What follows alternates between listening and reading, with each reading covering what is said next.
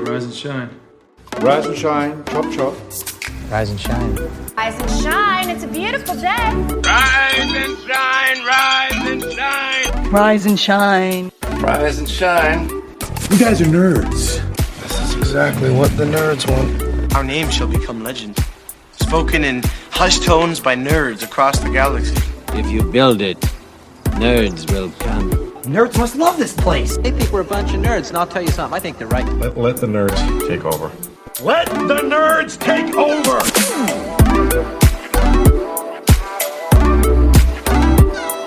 Rise and shine, nerds. Grab your coffee, wipe the sleep from your eyes, and turn up the volume as we help kick off your day with Love Thy Nerd's official morning show here on YouTube and LTN Radio. I'm Radio Matt. I'm the Director of Content and Resources for Love Thy Nerd. Really? You're going to give this to me? And I'm Deidra, or as I am known in Klingon, Dehaka'a. The merciless. I spelled it phonetically for you. I need to read these ahead of time. They're a surprise to me, if you can't tell. This week, we're talking about all things Star Trek. Today, we'll put our focus on the late 80s through the early 2000s in Star Trek TV. But first, we've got a few stories today in Rise and Shine Nerds News. This is RSNN.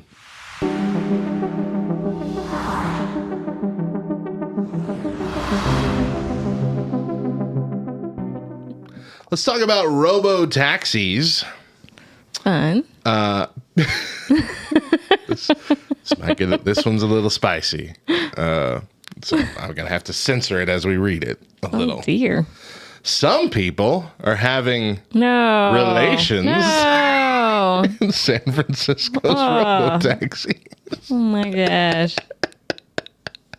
Just wait till you get to your destination. This is from the San Francisco Standard. As autonomous vehicles become increasingly popular in San Francisco, some riders are wondering just how far they can push the vehicle's limits, especially with no front seat driver or chaperone to discourage them from questionable behavior. The Standard has spoken to 4 separate cruise car riders who said they've had relations in the driverless vehicles in San Francisco over recent months and have had provided ride receipts to show that they did use these vehicles. The Standard was unable to find a source who said that they had relations in the other company, the Waymo company. But the rules and regulations surrounding robotaxis are murky, largely because the industry is so new. Unfortunately, for the debaucherous among us, robotaxi companies currently use pretty extensive camera surveillance inside and outside their cars. Cruise states on its website, "We record video inside of the car for added safety and support." When asked, both Cruise and Waymo sidestepped commenting directly on what is and isn't allowed in their cars. So somebody was watching you. Just so you know. But, that's happening. It's gross. Oh, gracious. I mean, we all stayed at hotels, but at least they wash the sheets. That's all I'm saying. Next topic, please. Let's talk about game modding. Rockstar Games acquires modding team that it previously banned. In 2015, popular Grand Theft Auto 5 mod 5M was banned by Rockstar after the gaming giant alleged that 5M's work contains code designed to facilitate piracy.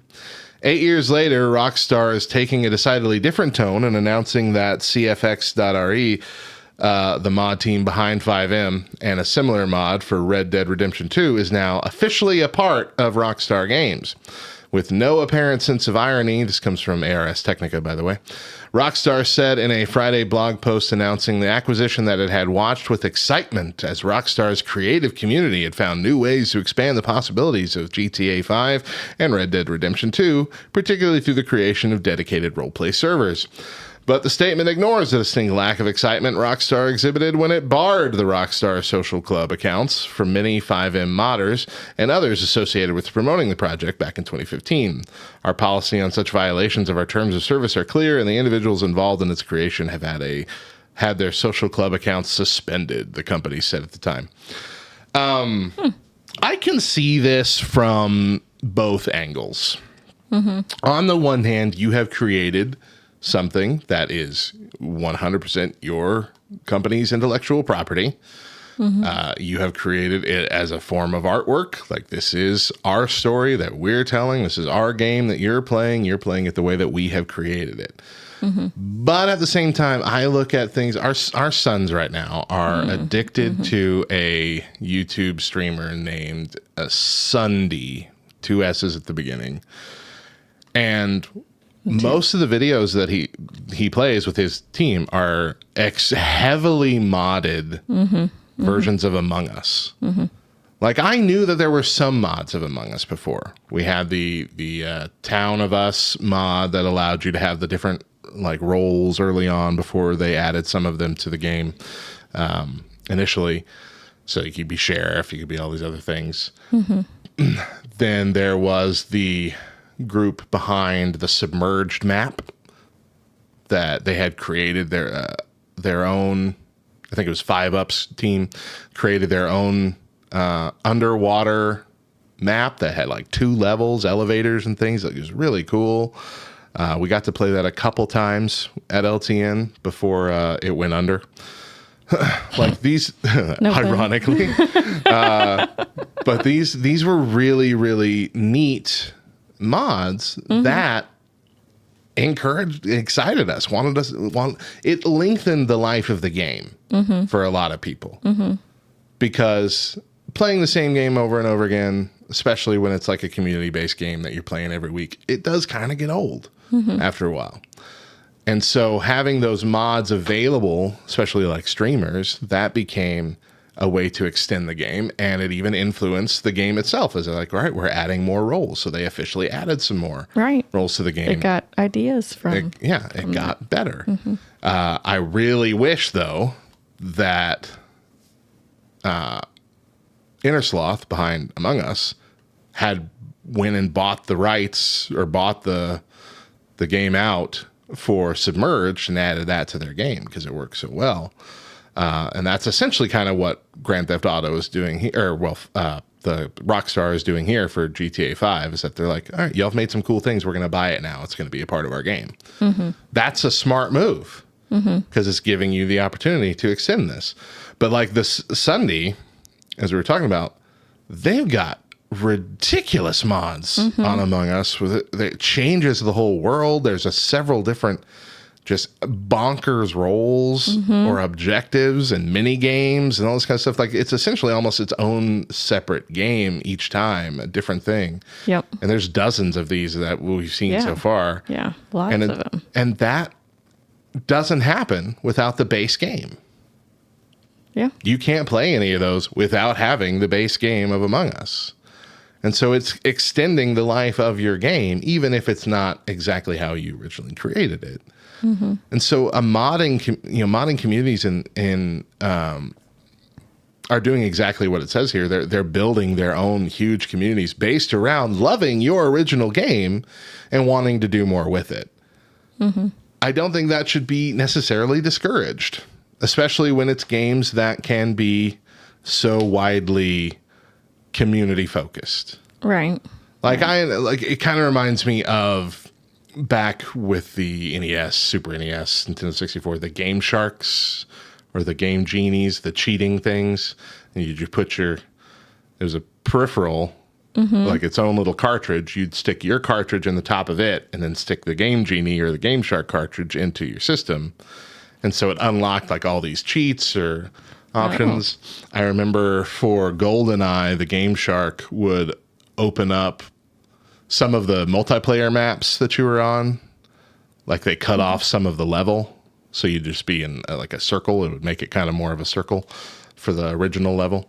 And so this would allow you to open up the entire map for the levels that you're playing on, which was really cool.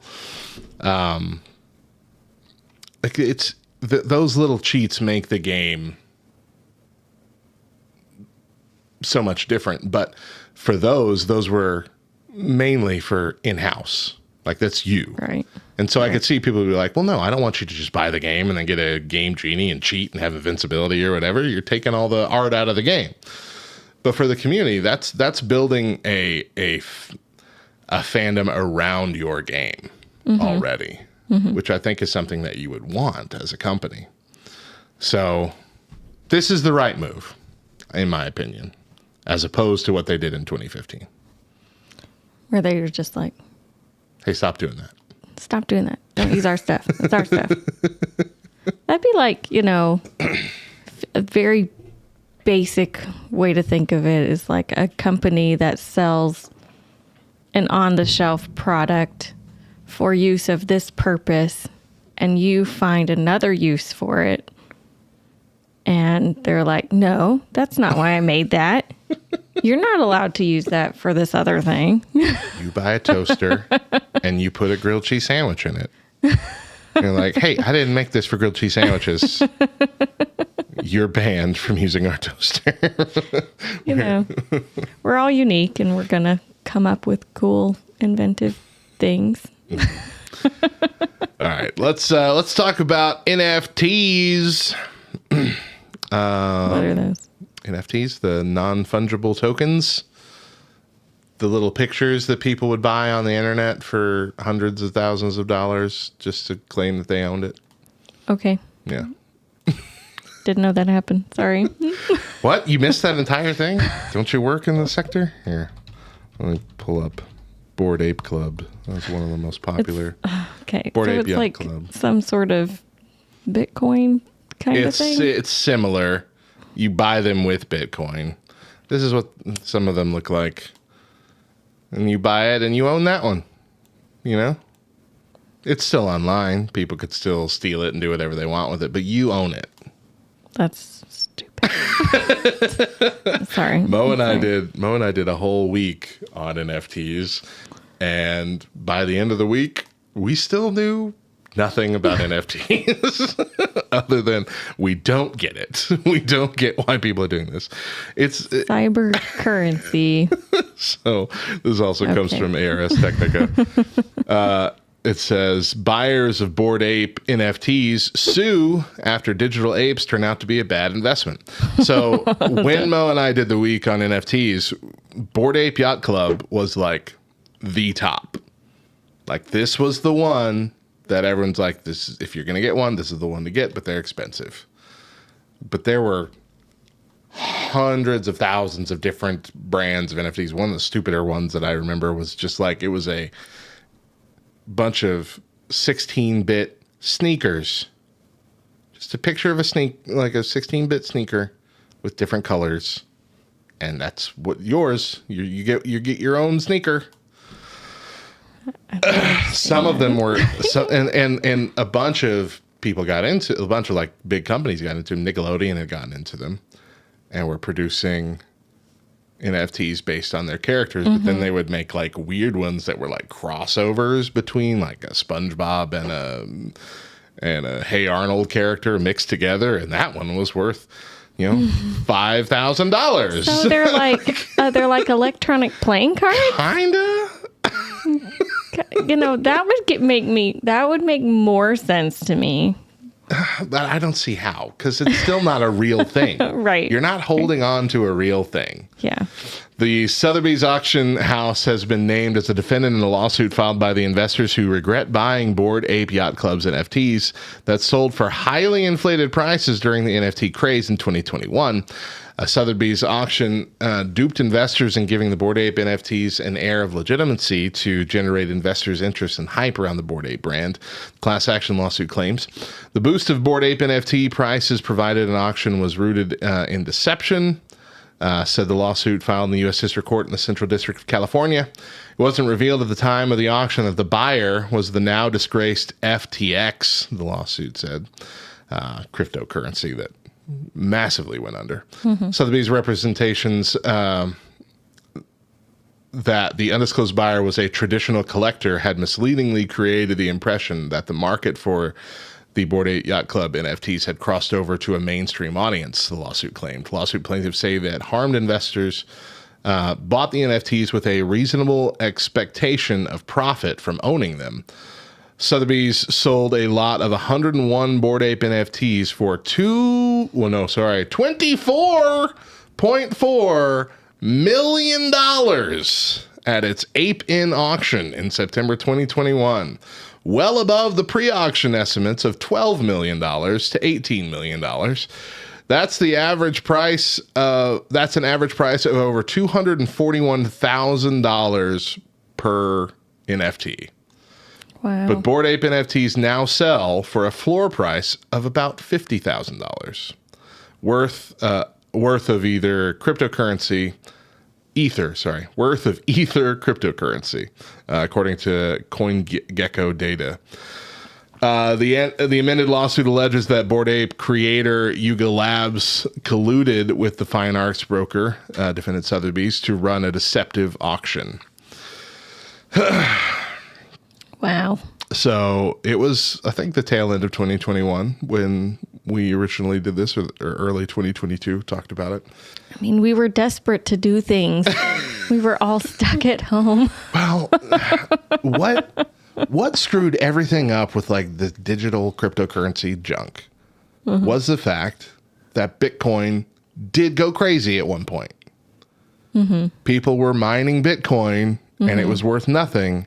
And then one day, a Bitcoin was worth like $10,000. One day, people who had, a bank of useless, 50 Bitcoins that they had their computers mine or whatever for the last 2 years that were worth jack squat. One day they woke up and they were a millionaire all of a sudden.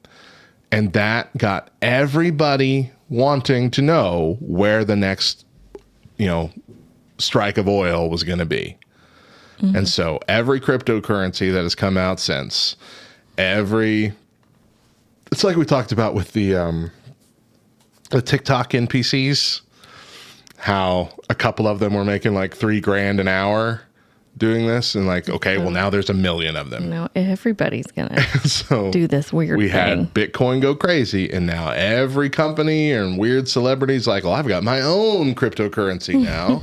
And that's exactly what happened with NFTs as well. NFTs, they had a couple things that like were NFTs that got sold, like the first tweet got sold as an NFT, and so somebody owns that. The Charlie Bit My Finger YouTube video got sold as an NFT, and now that person owns the rights to that. And once those things started coming out... That's nothing. I own the sky above the church. That's mine. Yeah. We cut it out. I own a square foot of the moon. I bought that. I got a certificate and everything. When we live on the moon, that square is mine. So don't touch it, please. Thank you.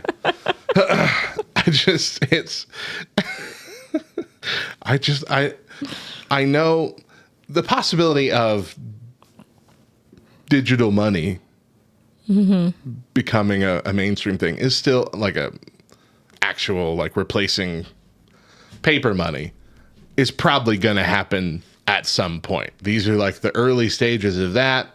We're going into the future. Star Trek didn't have paper money. They didn't have any sort of currency. Right. Well, that's kind of where we're going to eventually, probably not in our lifetime, but I can see the groundwork leading to that, and I can understand it. I've never understood NFTs. It just sounded like Beanie Babies, but worse, because you're not actually holding anything. When the Beanie Baby bubble burst, you at least had some cute little plushies that you could give to your grandchildren. That grilled cheese sandwich with Jesus's face. Jesus's face. You at least have the sandwich. It's still there. And if you got really hungry, you could eat it. But with the NFT, what are you going to do? When they have burst all these Bored Ape Yacht Club people, when it goes to zero, which it's gonna, you're gonna just, well, here you go, son. I'm gonna print this out for you. This is yours. I'm passing down my legacy of this ape wearing a pirate outfit. That's like you. Michael Scott getting the little bits of gravel from the road. When they caught Scranton Strangler drove by. Strangler, yeah. You take these. Go buy yourself a flying car or something. Flying car. Oh, Tadal, thank you for that resub. I bought Canadian snacks for you to try. What? Ooh. You send them our way, we'll try them. We'll do it. We'll do it. All right. Well, I'm sorry. There is one more little section of this. So that's not all, because one of the key features of NFTs is now completely broken. This comes from TheVerge.com. One of the big promises of NFTs was that the artists who originally made them could get a cut every time the piece was resold. And unfortunately, that is no longer the case. OpenSea, the biggest NFT marketplace still fully enforcing royalty fees, said today that it plans to stop the mandatory collection of resale fees for artists. Starting March 2024, those fees will essentially be tips, an optional percentage of a sale price that sellers can choose to give to the original artist. If the seller doesn't want to hand over any money, that's their choice. The NFT ecosystem has been on a race to the bottom when it comes to fees. As the market for NFTs collapsed, marketplaces have lowered their own trading fees and stopped enforcing royalty fees in order to attract sellers. Blur, which has overtaken OpenSea as the biggest NFT marketplace by trading volume, only enforces a 0.5% fee on most collections, whereas creators typically set their fees at 5 to 10%. OpenSea will stop enforcing royalty fees on all new NFTs starting August 31st. The marketplace will continue enforcing the fees on certain existing collections until March of next year, at which point they'll become optional on all sales. Yeah. So now even one of the coolest features of you're buying this artist's work, but we're still, paying the artist for it is...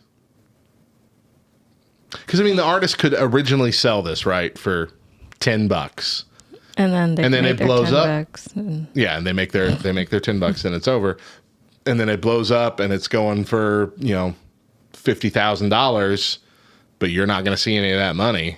Mm-hmm. And they're like, well, we want to not do that. If it's their art that's making this money, we want to give them a percentage of it anytime it's sold for a higher price. That's doing right by the artist, I feel like. And now they're like, but now no one's buying them. So you get nothing. Here's your 0.5%. Let's see here. Preacher Guy says NFT economy, shake my head. Joshua says, speaking of cryptocurrency, I had a bunch of friends who tried to get me to invest at one point. They're all real quiet right now. Yeah, I think the phrase race to the bottom really sums it up. So we're going to stop it right there and take our first break. But when we come back, we've got our Star Trek knowledge. We put our Star Trek knowledge to the test. We've got our knowledge, and we're putting it to the test. To give back to you.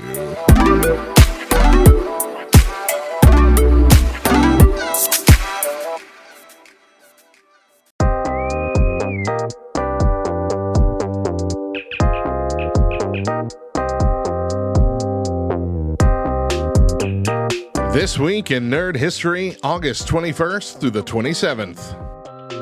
August 21st. In 1998, Blade released. Blade tells the story of a half-human, half-vampire hero who fights against a powerful vampire lord and his army of bloodsuckers. This film is based on a Marvel Comics character and stars Wesley Snipes as Blade, the ultimate vampire hunter. Also in 1998, Tom Clancy's Rainbow Six released on PC. This tactical first-person shooter video game series by Ubisoft, based on the novel of the same name by Tom Clancy, puts players in the role of elite counter-terrorist operatives from a secret international organization called Rainbow. August 22nd. In 2001, Strong Bad Emails was born. This popular web cartoon series from the world of Homestar Runner featured a sarcastic and witty Mexican wrestler named Strong Bad, who answers fan emails in hilarious and often absurd ways. This series gave birth to pop culture favorites Trogdor, Teen Girl Squad, and Limousine. The first Strong Bad email was titled Some Kind of Robot and featured Strong Bad answering an email from a fan who asked if he was a robot. Strong Bad denied being a robot and proceeded to mock the sender's poor grammar and spelling. August 23rd. In 2007, Chris Messina, who worked as a developer for Google and Uber, suggested using the hash symbol followed by a word or phrase to group and sort messages on Twitter in a tweet.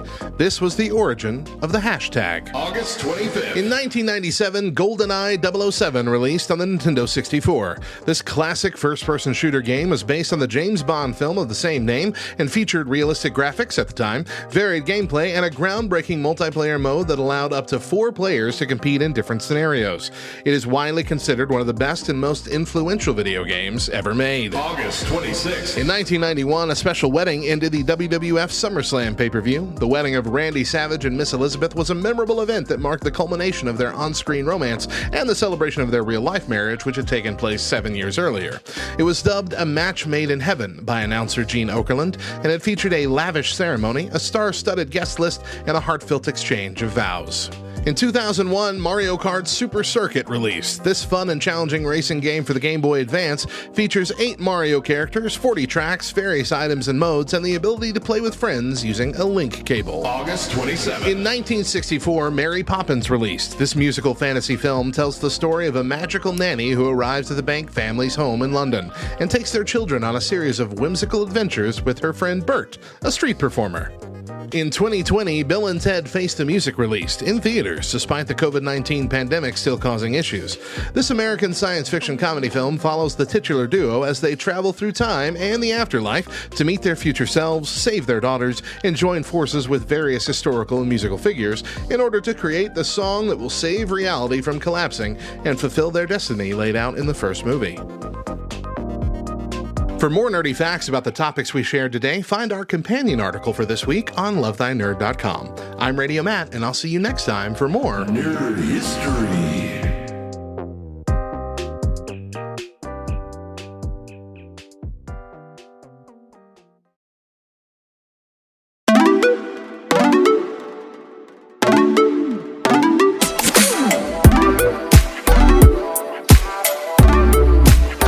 To Rise and Shine Nerds, LTN's official morning show here on YouTube and LTN Radio. On LTN Radio, you can catch the audio show first at 8 a.m. Eastern with an encore at 10 a.m. intermixed with the best Christian rock, rap, pop, and indie. Since our focus this week is on Star Trek, a world Deidra and I both love, we are going to be putting our love to the test. Each of us will be taking a multiple choice Star Trek quiz. Each question is going to have 4 multiple choice answers. We have to make our best guess. If we get it wrong, we get an X, but then we have to guess again until we get it right. That means that we could possibly accumulate 3 X's per question. So We're kind of doing golf rules here. Least amount of X's by the end of both of our rounds wins. Okay. Okay? That sounds good. All right. You're going to win. Even though I've loved Star Trek longer. You're going to win. Comparatively, like a year longer, right? Like, it's not like it was... Excuse me, I grew up watching it. Yeah.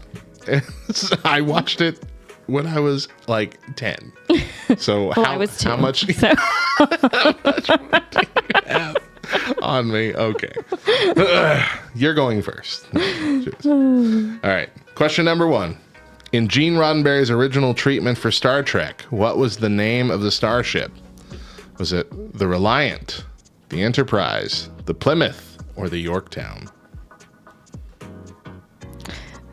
So is this like what was the name on the show, or is this like... No, the original, like his original presentation of the pitch. I'm gonna go with Reliant. Reliant? Ooh, 1X. Ooh. Enterprise, Plymouth, or Yorktown? Let's say Enterprise. Maybe he didn't change. 2 X's.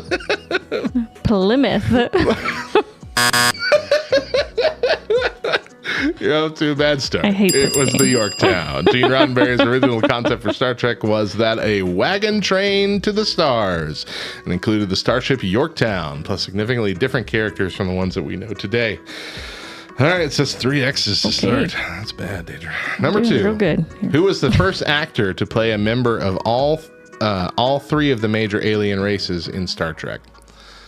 Well, in the original series, I believe. Was it Leonard Nimoy, Christopher Lloyd, Jeffrey Hunter, or Mark Leonard? Leonard Nimoy? I don't even know who these people are. Tell me what they played. Christopher Lloyd is Doc Brown. Yeah. Okay. I don't know who the other 2 are. Let's say Christopher Lloyd. No. Oh, Mark I really Leonard. thought it was. I really thought it was Christopher Lloyd. Mark Okay, Leonard, best okay. known for. Oh, that's right. Best known for his role as Sarek, Spock's father, was the first actor to play a member of all 3 of the major alien races: Vulcan, Romulan, and Klingon. Oh, okay. So you're up to 5 X's already. This is, What's that? this is all about the actors and the behind the stuff, and I don't know any of that. Okay, this is not. What is Sulu's primary position on the USS Enterprise? Science officer, navigator, chief engineer, or helmsman? Sulu. I'm trying to remember who's Sulu George Takei. is the.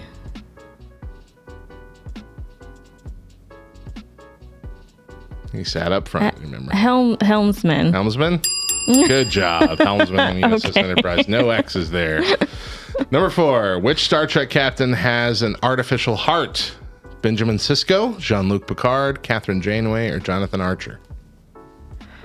I think it's Jean-Luc Picard, right? Yeah. Because he got stabbed artificial by an heart. Nausicaan. Stabbed by a Nausicaan. I during a knew bar that brawl. one. Good I knew job. that one. Number 5. Who was the first Vulcan science officer aboard the Starship Enterprise? Vulcan science officer aboard the Starship Enterprise. Was it Sarek, Spock, T'Pol, or Tuvok?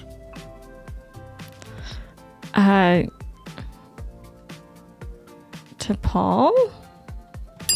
Good job. As a sub-commander serving the Vulcan High Command, T'Pol was stationed aboard the original Enterprise, April 2151, as an observer to Captain Jonathan Arthur and his crew, who the High Command insisted were not ready for interstellar space exploration.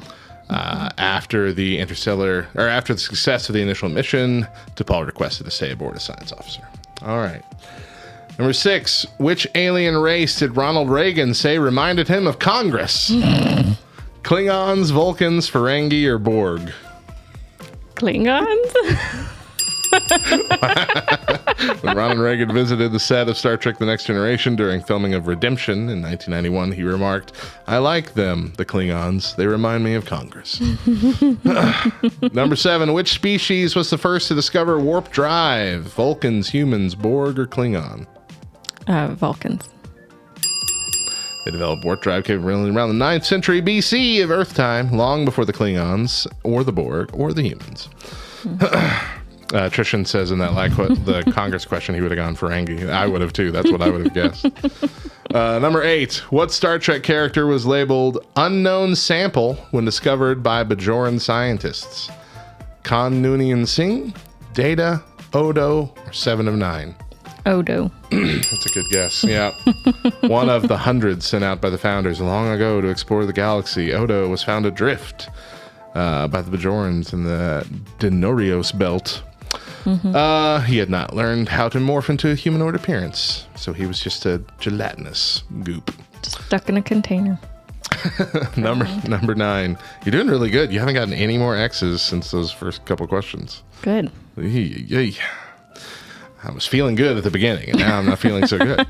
Which Star Trek actor originally devised the Klingon language? Ooh. Mark Leonard, Leonard Nimoy, James Doohan, or Michael Ansara? Jeez. So Mark Leonard was the guy who played a bunch of characters. Let's go with him. Let's see. Ooh, not Mark Leonard. All right, Leonard Nimoy, James Doohan, or Michael Ansara? Leonard Nimoy. Oh, no. James Doohan. I have no idea. Yeah, the language Basic Sound, along with a few words, was first devised by Scotty himself. Okay. And producer John Pavel for Star Trek The Motion Picture, which marked the first time the language had been heard on screen. In all previous appearances, Klingon spoke English. All right, last question for you. What character was adopted by the Vulcan ambassador Sarek? Michael Burnham, Spock, Cybok, or Sylvia Tilly? I have no idea. Well, you have to guess. That's the game. Spock. You think Spock was adopted? What's wrong with you? I don't know. He's half human, half Vulcan. That's his story's been told. Come on now. Cybok, Sylvia Tilly, Michael Burnham. Cybok. Nope, that's his actual brother, I believe. Michael Burnham, Sylvia Tilly. Michael Burnham. Correct. Michael Burnham was the first human to attend the Vulcan Learning Center and the Vulcan Science Academy as a xenoanthropologist. She is the main character from Star Trek Discovery. Oh. Michael Burnham. I watched it. Yeah, you haven't watched that one. She is Spock's adopted sister, fully human. All right, Deidra. I did terrible. Here. 1, 2, 3, 4. So you got 9 X's total. Oof. All right, so I have to get less than that. Here's the mouse. Whoops. I just screwed something up. Boop, boop. Way to go, Tad. This was your idea. I've already screwed something up. There you go. There's the mouse. You ask me my questions, and let's see if I can beat you. All right. You ready? Mm-hmm. Oh, I don't like not being in control of the mouse. I'm telling you that right now. It's very disgusting. Who serves as communications officer in the final episode of Star Trek The Original Series? Lieutenant Lisa, Lieutenant Rand, Lieutenant O'Hara, Lieutenant Baldwin? The fact that it says the final episode is throwing me off. Did it change? Was it not Uhura in the final episode? The fact that it says final episode tells me it can't be Uhura, right? I don't know any of the other ones. Lisa. Lieutenant Lisa? Yeah. Oh my gosh.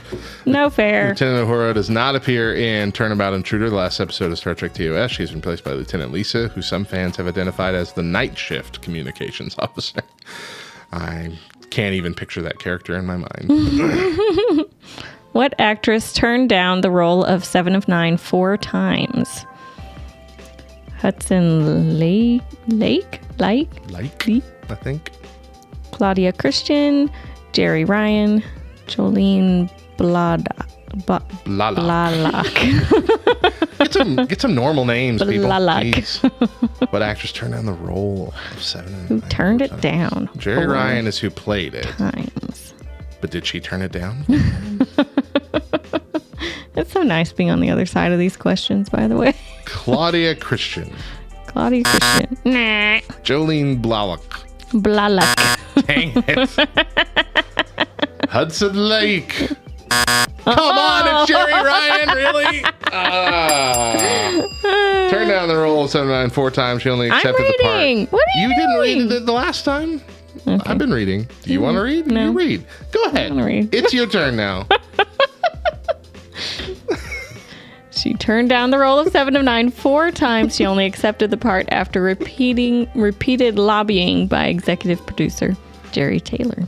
He just wanted someone with the same name. That was a dirty trick, that question. What actor from Star Trek The Original Series lost his right middle finger during World War II? Leonard Nimoy, James Doohan, DeForest Kelley, George Takei. Now he's picturing these actors' hands. Did someone not have a finger? Trying to remember if someone's missing a finger. Someone not have a middle finger? One of these 4 guys is. Trisha knows this one. Ooh. Oh, doesn't have a middle finger. Also, what a finger to lose. If I had to guess, I would say DeForest Kelley. DeForest Kelley. James Doohan, then? Okay. Oh. Just 1X. James Doohan Scotty lost his right middle finger during World War II. Most of his scenes are shot to hide it. Okay. In scenes with a close-up view of Scotty's hands operating the transporter, for example, someone else's hands are always used. However, it is noticeable on a few rare occasions. The most obvious example is the trouble with tribbles when Scotty comes into the rec room with his arms full of tribbles.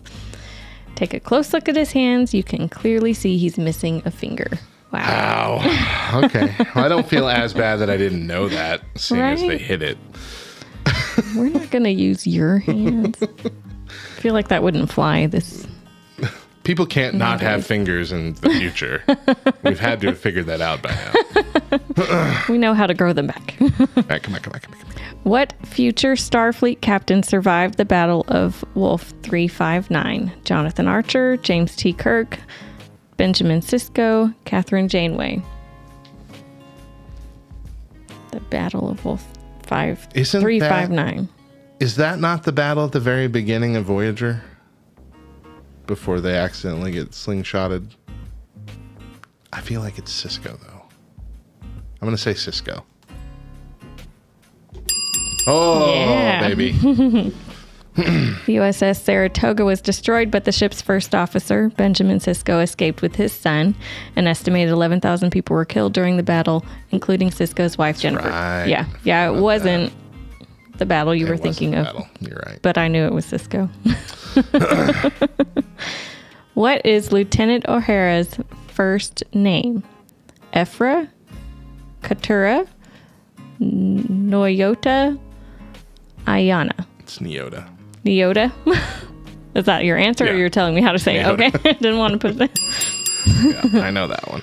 While guest starring on the game show Super Password on January 7th, 1987, Nichelle Nichols revealed that O'Hara's first name was Neota. Neota is the Swahili word for star. So do they never say it on the original series then? Apparently. That's interesting. They say it on Strange New Worlds.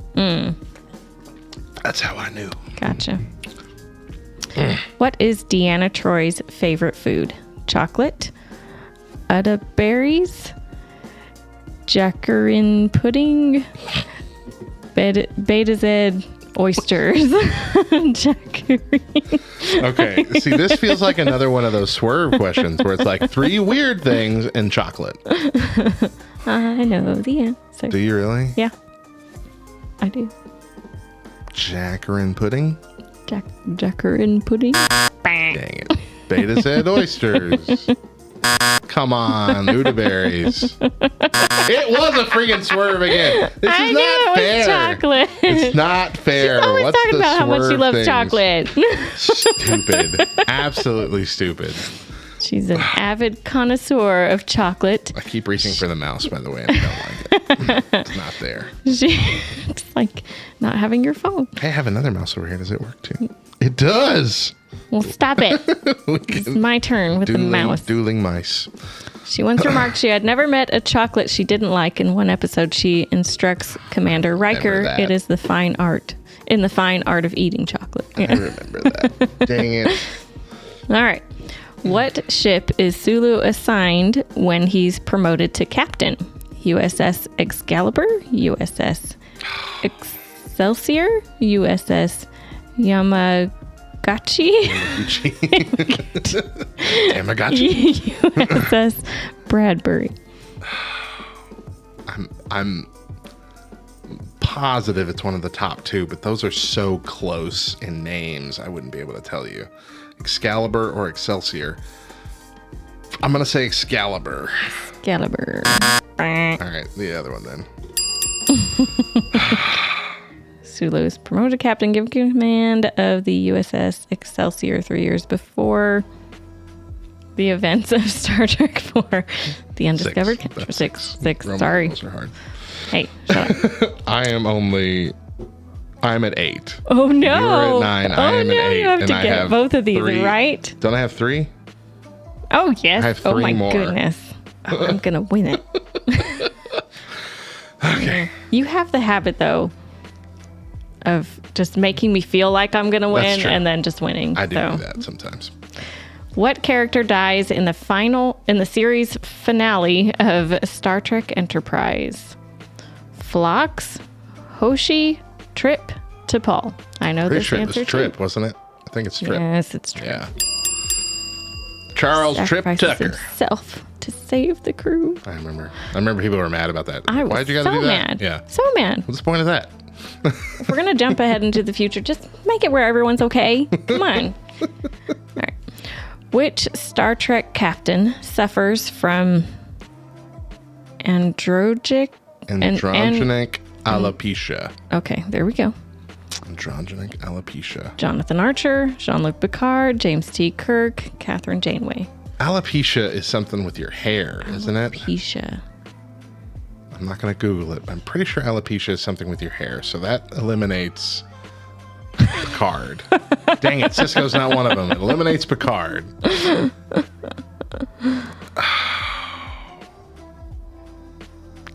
don't think it's Kirk because I don't think they would have made that kind of joke or whatever then. So it's Archer or Janeway. I'm going to say Archer. Dang it. Ooh. Dang it. Oh no, we're tied now. What if it is Picard? What if it's another swerve? And that's why his head's shaved completely. It's not shaved completely. He's got hair around that. He's got the U, doesn't he? Mm-hmm. Dang it. Mm-hmm. Dang it. Janeway.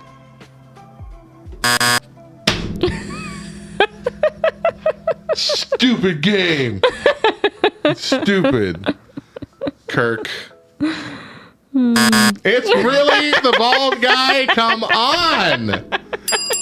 All of these questions. Captain Picard suffers from a severe case of androgenic alopecia, also known as male pattern baldness. Oh, dang it. I didn't know alopecia was baldness. You also which is suffer funny, from this. because I suffer from this as well. I thought it was like another kind of dandruff or something. I've never really... Alopecia. Wow. That makes me sad. Oh boy. All right, let's do the last one. Just rip the Band-Aid here. Which of the following was not a founding species of the United Federation of Planets? Vulcans, Androrians, Tellarites, Bajorans. Who was not the founding species? I don't remember what Tellarites are. Yeah, me neither. But I also don't think the Bajorans were part of the beginning. I'm gonna say Bajorans. I got nothing to lose. I agree with you. Yeah. Hey. Yeah, they're the fighting people. They're not going to be a part of the... Right. Yeah. They were trying to join the Federation, right? That's what in DS9. I think that's right. Yeah. Brother Mod says, I only know alopecia from Arrested Development and the guy who didn't have eyebrows. That's interesting. Man, okay, so you win with 9. I had 11 X's. Ooh. So, good news. That means you get to go up against one of our Discord shinies. Oh my gosh. In tomorrow's show. Oh, yay. Yeah. Is it Lark? Because she just... It's not Lark. She beat me so bad. She really did. No, I think you and your opponent are in the same kind of range of knowledge when it comes to Star Trek, because he hasn't watched in a few years, so I don't think he's up all that much on the newer stuff either. Yeah. So I think you'll be good opponents. That'll be. I need my mouse back. I can't do anything without my mouse. Oh, I hated it so much. All right. We're going to take one more break. When we get back, we're going to dive into our main topic, the next generation of Star Trek TV shows.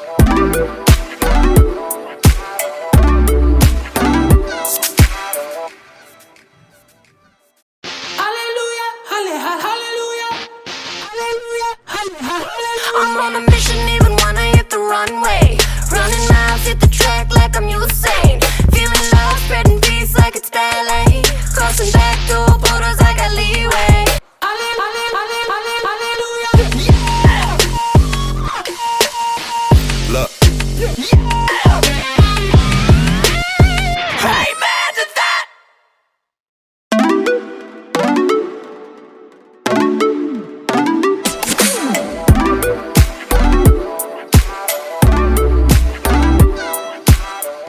to Rise and Shine Nerds, LTN's brand new morning show. LoveThyNerd.com aims to be a hub of information for nerds and nerd culture. Our resource lists range from tough topics to explorations of specific fandoms. And just to be meta about it, we have created a listing of our resource lists, as well as a few standalone resources.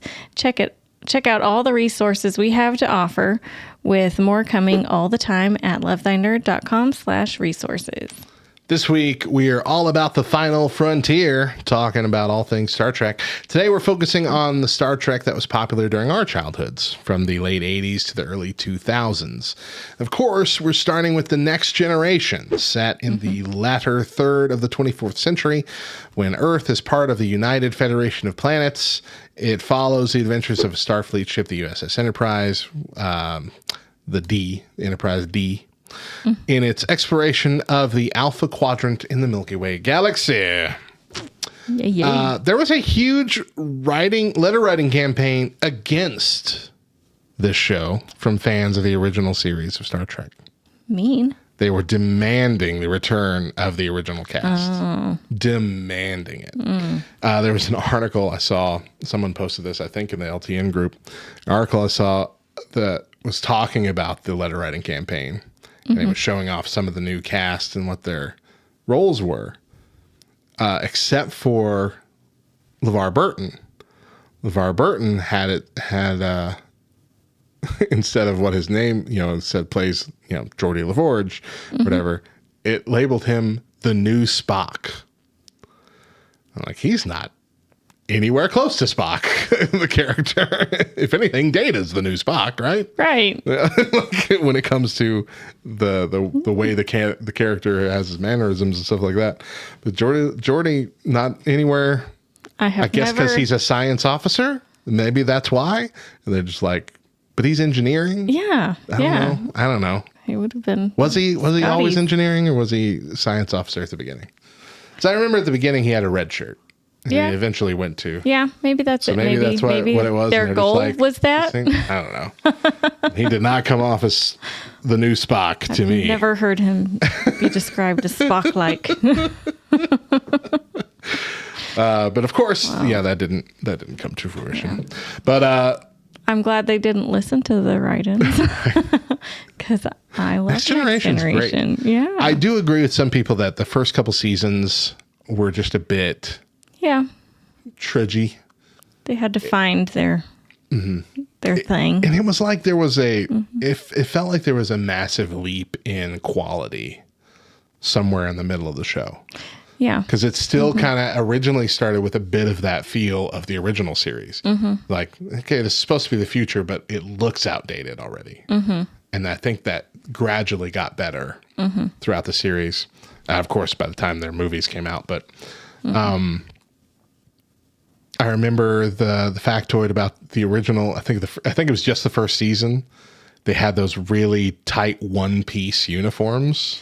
Yes. And how it was like causing so many back problems for everybody on the cast, because it like tied around the bottom of their feet.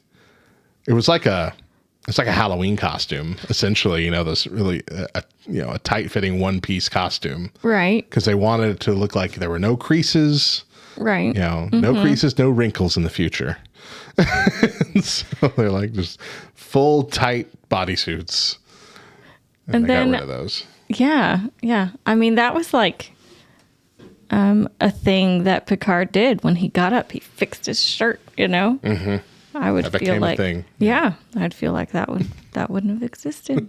We went these onesies. And Deanna wore the weird purple bodysuit thing. Completely different outfit from anyone else.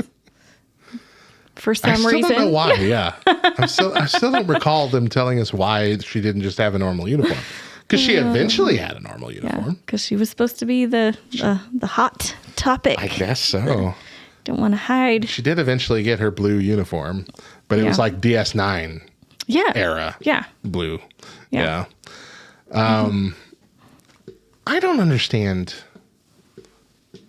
It's not off topic, but it's off topic for TNG specifically. I don't understand why the uniforms have to be different in every show.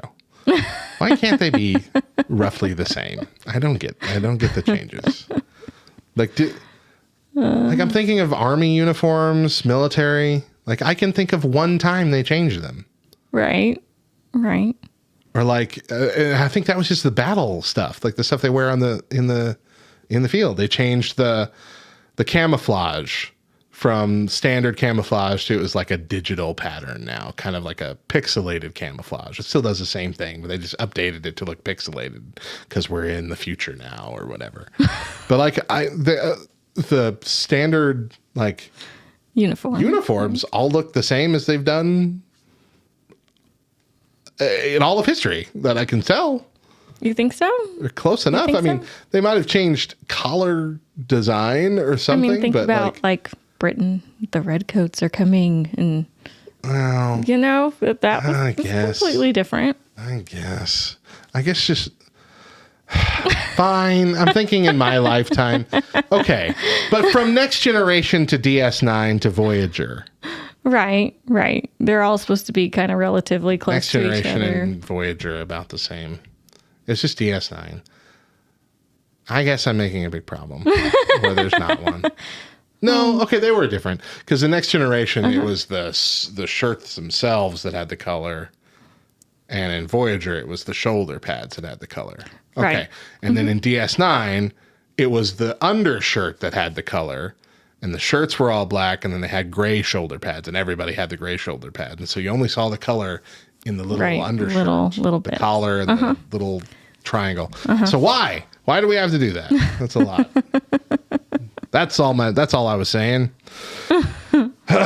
This show was almost canceled after its second season due to low ratings and poor reviews.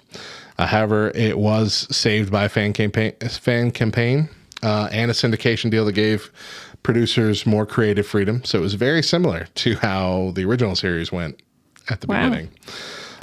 So at first fans wrote in saying, don't do it unless it's original. And then fans were like, no, don't take it away. We love it. Okay.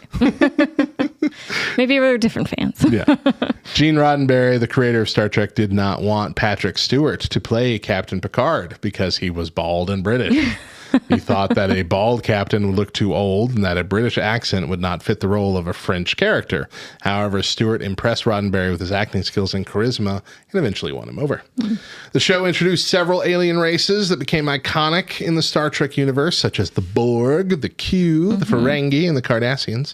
Some of these races were inspired by real-world cultures and historical events. For example, the Borg were based on the idea of the cybernetic collective that assimilates other civilizations, similar to the Roman Empire or Nazi Germany. Okay. The Q were based on the Greek gods, who were powerful but capricious beings that interfered with human affairs. The show also featured many famous guest stars, such as Whoopi Goldberg, Leonard Nimoy, James Doohan, Stephen Hawking, Ashley Judd, Kelsey Grammer, and Mick Fleetwood. I love Kelsey Grammer. Some of them were fans of the show and requested to appear on it.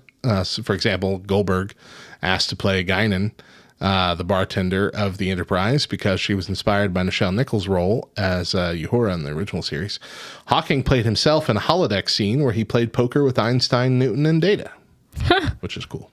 That is cool. The show is known for its high-quality writing and storytelling. Some explored complex themes and moral dilemmas. Some of the most acclaimed episodes are The Inner Light, where Picard lives an entire lifetime in another planet in a matter of minutes. The Best of Both Worlds, where Picard is captured and assimilated by the Borg. The Measure of a Man, where Data's rights as a sentient being are put on trial. And All Good Things, where Picard travels through time to prevent a temporal anomaly that threatens all life in the galaxy. That was a good one. That was a good ending to that show. I really liked how they pulled that off. The show was the first and only Star Trek series to win a Primetime Emmy Award for Outstanding Drama. It was, I keep saying a lot, I'm trying not to do that. It was nominated for the award in 1994, but lost to Picket Fences. However, it won the award in 1995. I'm just noticing every time I say "oh" now, and now everyone listening is going to notice every time I say it. So I really have to stop because I've pointed it out. beating out ER, NYPD Blue, Chicago Hope, and the X-Files. Let's move on to the next series. Deep Space Nine, set in the 24th century where Earth is part of a united federation of planets. Its narrative is centered on the space station in Deep Space Nine. There's a word here that I don't know how to pronounce. Located adjacent eponymous. Oh, yeah. It's the name of the station and the show. I think that's what that means. Deep Space Nine, located adjacent to a wormhole connecting the Federation territory to the Gamma Quadrant on the far side of the Milky Way galaxy. I am a fan of Deep Space Nine. You like Deep Space Nine. That's right. I do.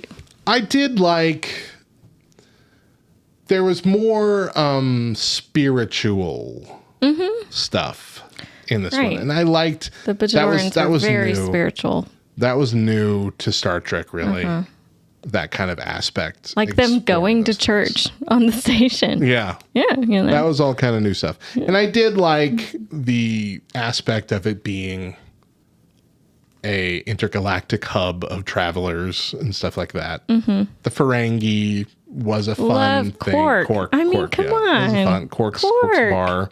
Yeah. A lot of fun stuff to it. Yeah. And then they did have some really good episodes that played on other classic stuff. The one where Q showed up, that was great.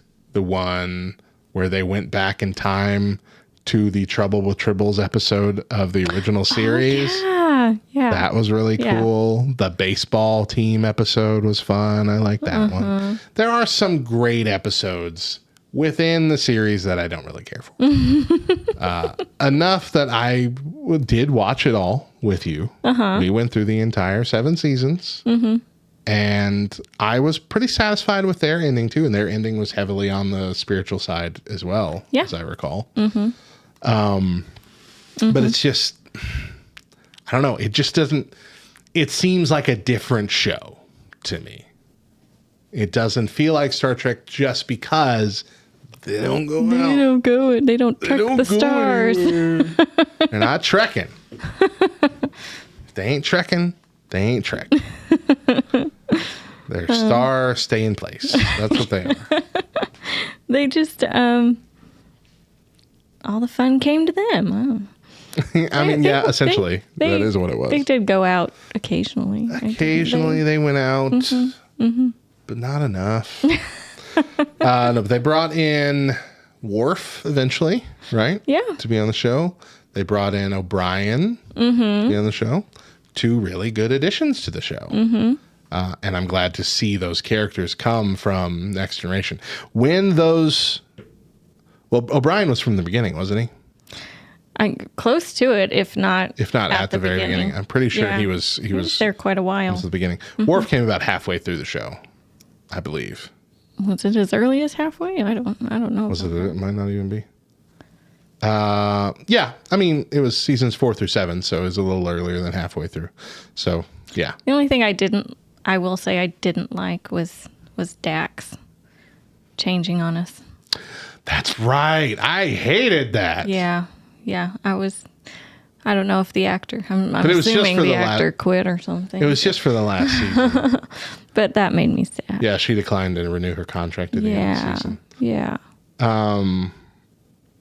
It was only for the last season, but that was rough. Yeah. Yeah, because I didn't like the new Dax character. I wasn't a fan of. Yeah. It was rough. Yeah. It was rough. O'Brien, let me see if I can find him. I can't find him on the doctor guy on DS. Doctor guy was good. I liked him. It was okay. He was all right. I didn't hate him. I didn't love him. So yeah, Miles O'Brien was there from the beginning. Okay. Season 1. Yeah, I liked O'Brien a lot in this series. He wasn't a huge role in The Next Generation. Right. He got a little bit more popular towards the end, or used more, I guess, towards the end. But he wasn't a huge character there. Definitely wasn't one of the main cast. So to have him come over here and be one of the main cast in DS9, I liked that. Yeah, that's cool. And I love Worf. I don't really care for Klingons all that much, the storylines with the Klingons and all that, but Worf himself, fantastic character. And so having him on there was fun. Yeah. Here's some interesting facts about DS9. The show was originally planned as a Western, the main setting being the frontier outpost on Bajor. Okay. The idea was to make it the rifleman in space with the main character like Chuck Connors. Dr. Bashir, who you're talking about, actor Alexander Siddig, was the first choice to play Benjamin Sisko. Oh. But he was too young for the role. He was also the most unpopular character for the first 2 years, and the network wanted to fire him. Well, he was supposed to be kind of this cocky, I know everything, I'm a genius kind of guy. Yeah. He was supposed to not be He had to loved. grow on you. Come on. Yeah. He was Dwight Schrute. Let him be loved. Let him, yeah. The show was the first Star Trek series to be created without the direct involvement of franchise creator Gene Roddenberry, who died in 1991. It was also the first to have an African American as a central character. The show's serialized storytelling and darker themes were influenced by the success of Babylon 5, a rival sci-fi show that aired at the same time and had kind of the same premise. Some fans accused Deep Space Nine of copying Babylon 5. But most believe that the show had similar concepts independently. However, one of the original creators of Babylon 5 claims that they took their show to CBS or Paramount several years in the past to try and get it started. And they passed on it and then eventually created something very similar. So, I don't know. The show had many guest stars from other Star Trek series, such as Leonard Nimoy, Jonathan Frakes, Brent Spiner, I don't never know how to pronounce his name. Majel Barrett. Barrett played Laxwana Troy, of course, who was supposed to be a major recurring character, but she had to reduce her appearances due to her husband's death.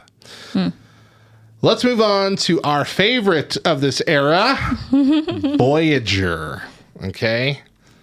I love it. Set in the 24th century, when Earth is part of a united federation of planets still, it follows the adventures of the Starfleet vessel USS Voyager as it attempts to return home to the Alpha Quadrant after being stranded in the Delta Quadrant on the far side of the Milky Way galaxy. Paramount Pictures commissioned the series following the termination of Star Trek The Next Generation to accompany the ongoing Star Trek Deep Space Nine, and they wanted it to help launch UPN, their newly established network. So this was very similar to the path they were trying to take with Phase 2 Star Trek. They were Paramount finally able to launch their own network, and they wanted a Star Trek series to be their flagship show. Okay. And so Voyager did not air on CBS. It aired on UPN to help them establish that network. Okay. Which is also why there might not have been as many fans of it, because a lot of places didn't have UPN. Yeah. To begin with. Makes sense. It was new. It was new. So initial thoughts. This show is fantastic. I do. I have a character that I hate. Ooh, who's that? Seska. All she's the not around for the episodes whole with time. Seska. That's I was like so done with her. I agree. And I think most people agreed, which is why they got her off of I there. was like, okay. They didn't kill her, right? They had her abandon the ship and join the villains. Join a group of villains. Yeah, but then she was like, she kept coming back and had this thing with Yeah, but she wasn't there forever. It was just like a storyline. I think she might have died. There was a baby. Did she eventually die? She might. I feel like she died. Either way, I agree with you. Seska was worse. But the idea of having... The idea was fantastic. Because it was coming out of a battle with the Maquis. That's what it was. Yes. Battle with the Maquis. And they wound up having a Maquis crew merge with a Starfleet crew. They were bitter enemies. Then they wound up stranded together on the Delta Quadrant through the whole weird slingshot storyline that we don't have time to go into here. And had to join together as one crew. I think that story was fantastically done, and how it wasn't just an easy thing. How there were factions and both sides were, independent of each other for a long stretch of episodes. How they had to spend that first season essentially learning how to be one crew, right? So they could survive. Was fantastic. And they had some not so nice Maquis people.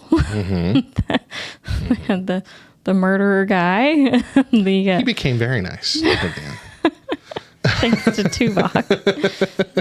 And yeah. I think it was a fantastic premise to start the show with. And then the fact that they were cut off from a lot of their power sources, and so they had to not use replicators as much. They had to not rely on a lot of the comforts that you would have. Yeah, they had to have a kitchen and eat gross food all the Neelix time. is cooking.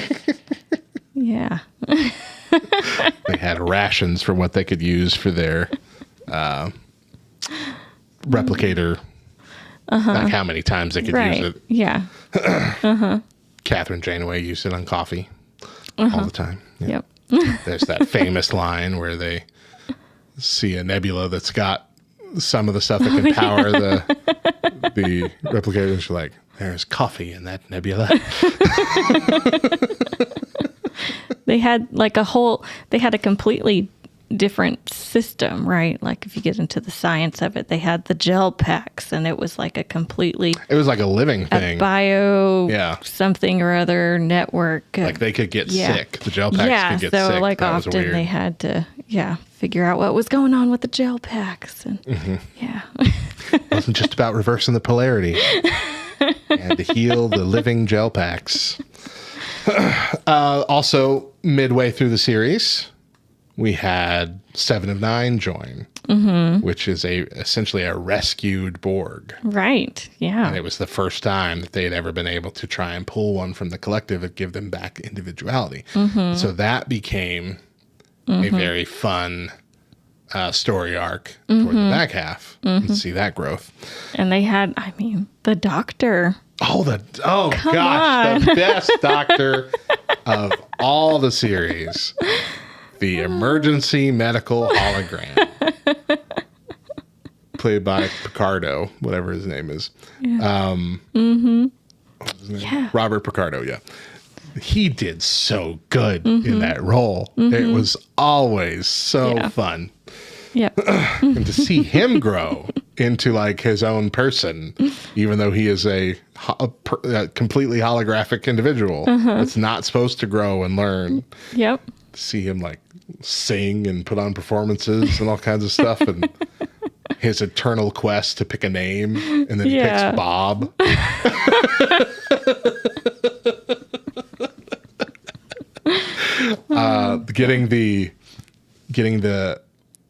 They went into the future slightly, and he was able to acquire the portable the mobile emitter. There he goes. So he could wear that and get out of the med bay. That was really cool. Yeah. The emergency command hologram scenario was really cool, where he activated it and it just popped on 4 pins on his collar automatically.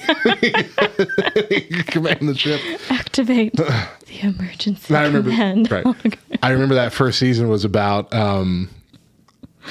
him trying to get, if I'm going to be the Doctor, give me the ability to turn myself off. On and off, because people just kept leaving and not deactivating the emergency medical hologram. Oh, it was such a good show. I got to watch it again. It was so good. And then we had Neelix and Tess, right? Tess was the girl. I didn't like Neelix at first, but he grew on me. You didn't like Neelix at first? I liked first. Neelix at first. I didn't like Tess at first. Tess was weird. Yeah. This was weird and quiet, and I didn't like it. But then her story got nuts, and that was pretty cool. They did a lot of Borg stuff, which I love the Borg. Borg's my favorite villain of the series. That's the quadrant the Borg were from, right? That was really neat. So it was all really about evading them.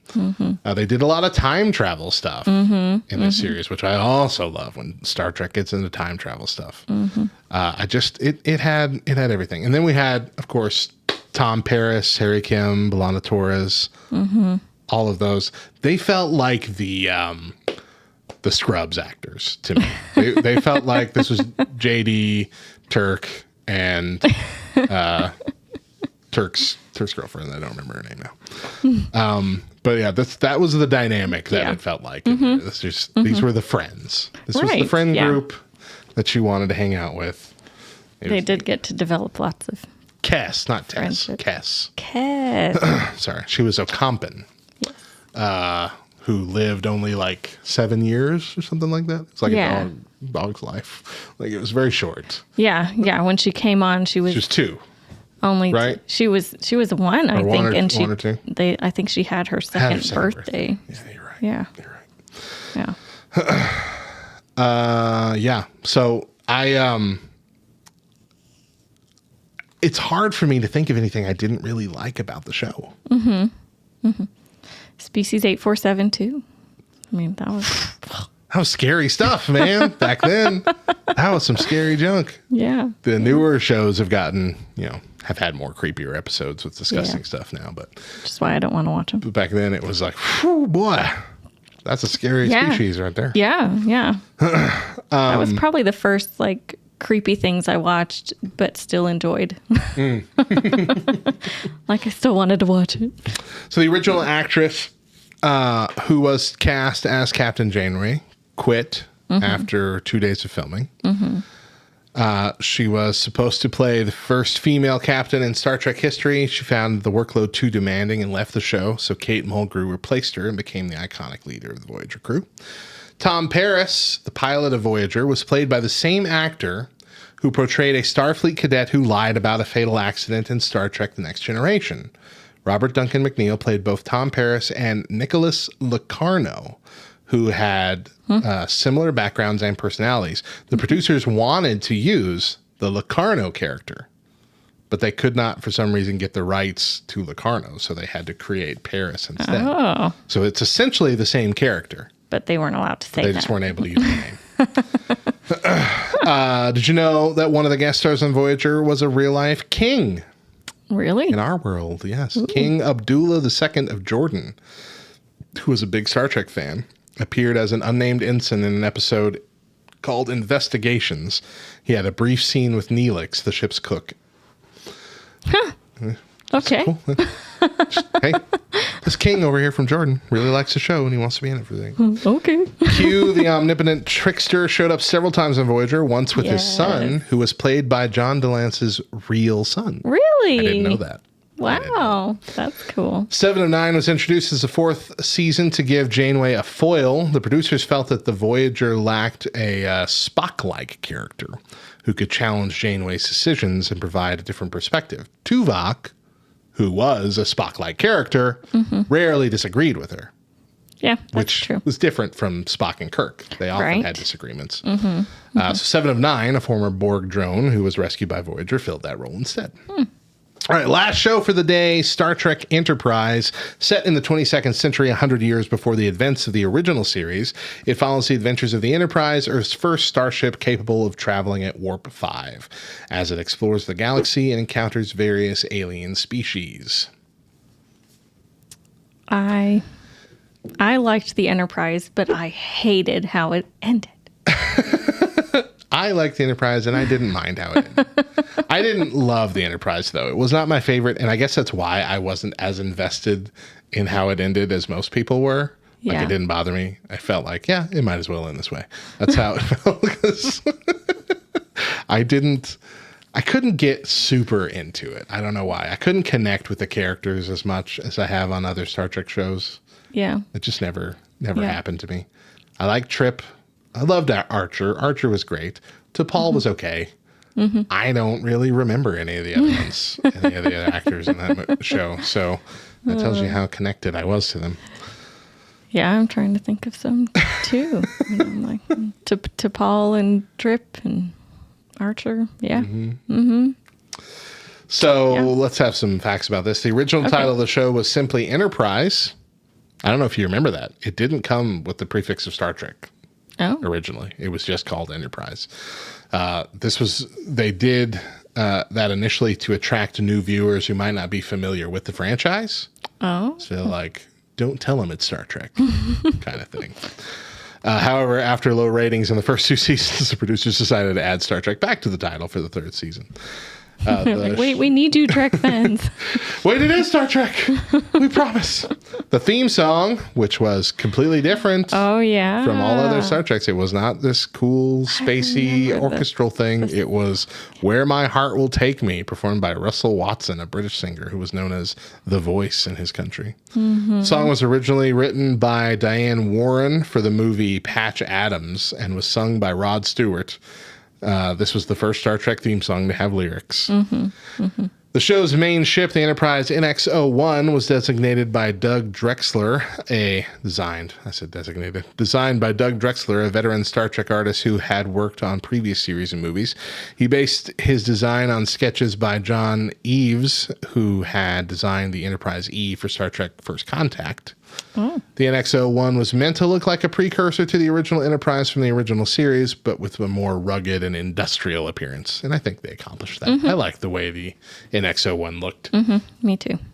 The show's main characters were inspired by various historical figures and real-life people. For example, Captain Jonathan Archer was named after Jeffrey Hunter's character Christopher Pike from the original... Named after? It says named after. I think inspired by his character Christopher Pike from the original series The Cage. He was also influenced by Charles Lindbergh, the first person to fly solo across the Atlantic Ocean. Commander Charles Trip Tucker III was named after astronaut Charles Pete Conrad, who was the third person to walk on the moon. Sub-Commander T'Pol was named after T'Pau, a Vulcan leader from the original series episode Amok Time. She was also modeled after Catherine Zeta-Jones, who was considered for the role before Jolene Blalock was cast. Catherine Zeta-Jones. Yeah. Can you imagine if Catherine Zeta-Jones took that role? Michael Scott would be a fan. Yes. Starship Midnight. Controversial ending. All right. So let's talk about it. Yes. They decided to make the final episode of Enterprise an episode of The Next Generation. So it was set aboard Enterprise D. It was largely following Riker and Troy as they relived through the holodeck elements from that show, which already that episode was a leap forward in time a couple years. Right? Right. Because it was we were in the fourth year of the show, doing their normal business about in space, nowhere near the end of their time. And then suddenly, leap forward, their time is over in space, like NX-01's being decommissioned or whatever. Right. Archer's giving this big speech. Yeah. And it was just too much fast forward to me. And I would have felt better them just somehow, because I know they were building this big storyline and it got canceled, right? Like the show got canceled and they had some big build up that scramble. Yeah, but I feel like they could have. I don't know. They could have even just ignored that weird storyline and done a great episode with the characters. And just let it go out. Like a final nice episode, or quickly resolved the storyline that was obviously going to take a lot longer. Yeah. I don't know. It was, I liked it simply because it was a time, not the time jump, but the time that it was Next Generation people going back in time and examining. Familiar faces. I liked that aspect of it. Yeah. I know most people, including you, did not. And I know that I'm in the minority, and that's okay. I didn't mind it. And I was kind of happy to see Riker. So, but I get it. It wasn't the ending everybody wanted. Yeah. But that is kind of the end of Star Trek TV for a long time. But the movie franchise continued. Tomorrow, we're going to take a look at all the Star Trek movies from the original motion picture with Kirk and the crew to Picard taking the helm to a return to Kirk in the Kelvin timeline. But for today, our coffee is depleted and thus our show must come to a close. But before we go, let's get our verse of the day. Today's verse is Proverbs 14:23. In all toil there is profit, but mere talk tends only to poverty. And with that, our Tuesday show is coming to a close. Thank you for joining us for Rise and Shine Nerds. We want to invite you to get behind the scenes by joining our LTN Discord community. Once you've joined at lovethynerd.com/Discord, simply go to Channels and Roles and click on the Rise and Shine Nerds channel to gain access to it. You can help us plan shows and segments and even be on the show yourself on occasion. Subscribe to the show on your favorite podcast app or through the Love Thy Nerd YouTube channel so you don't miss an episode. And tell us what you think of the show via our socials at Rise and Shine LTN on Facebook and Twitter. Once again, I'm Radio Matt. I'm Deidra. And as always, a reminder, Jesus loves you, nerds.